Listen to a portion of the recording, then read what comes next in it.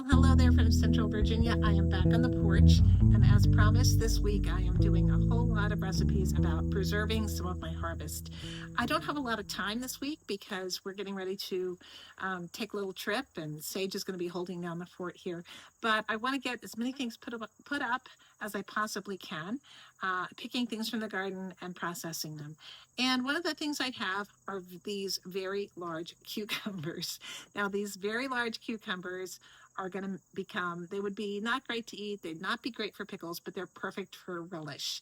And that's what I'm going to make. So I'm going to start with these cucumbers. And I did weigh them, and it's almost 6 pounds of cucumbers. So this is kind of a little bit of a throw it together recipe. And you don't have to actually be exact, but you want to make sure that you have enough vinegar so that your relish will be able to be safely preserved. Now, the very first thing you want to do about 2 hours before you're ready to make the relish, it can be more than 2 hours, this can sit. You want to take your cucumbers, you don't need to peel them, you just want to throw them into a food processor or chop them very fine. You're also going to chop up 1 large onion, and you're going, once you've done that, you've chopped it up all fine, you throw it all into a big glass bowl, and you put in 1/4 cup of pickling salt or kosher salt. You cover it with water, and then you just let it sit for at least 2 hours. Longer is fine. Once that's done, you drain off the water, kind of press out as much of the water as you possibly can. Meanwhile, assemble your other ingredients. I have here some sweet peppers. I have here some spicy chili peppers. I have some elephant garlic. You can use regular garlic, but I happen to have dug up some elephant garlic. It's a little bit milder than regular garlic, so I'm using a whole lot of it.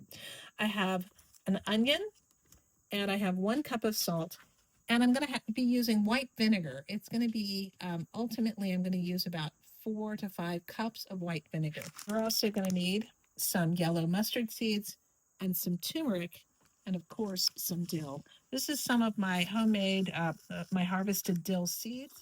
The next thing you want to do, chop up your peppers and your garlic and your chili peppers, all chopped up into a food processor. If you don't have a food processor, just chop them up fine by hand. You're going to throw everything into a big pot, and you're just going to bring everything to a boil. You know, I normally like to put celery seed in my relishes and pickles, but I don't have any. So I'm just going to take a little bit of celery and chop it up, put it in with the mix. So I'll tell you something. What I've learned over the years is making relish is not rocket science. Making pickles is not rocket science. And really what you have to worry about when you're water bath canning is acidity. As long as you're using vinegar, that's a 5% vinegar, you're good. And pretty much all the vinegars that you're going to buy, like apple cider vinegar and white vinegar, they're going to be just fine. So as far as other ingredients like sugar and salt, for water bath canning with pickles, that has nothing to do with preservation. If you were fermenting pickles, then the right amount of salt and the right ratio is absolutely essential. So really, for making pickles and relish, it's really just a matter of taste. Also, as far as other spices, just be creative. Whatever spices you like, think about what you're going to use your relish for, and just go with it. Just don't be intimidated. This is easy. This is what our forebears did when they had a little bit of leftover this and a little bit of leftover that. All right, now it's time to fill the jars. These jars are very hot. I'm going to work very quickly with these jars, and I'm going to fill each one up to about 1/2 inch before the top. That is to give this room to expand when it is cooking. So what we're going to do is seal these, and we're going to put them in a water bath canner for only 10 minutes. That's all you got to do. I always take a little white vinegar, add a cloth, and just dab the edge, wipe the rim. That makes sure that any residual stuff that's splashed up is going to come off.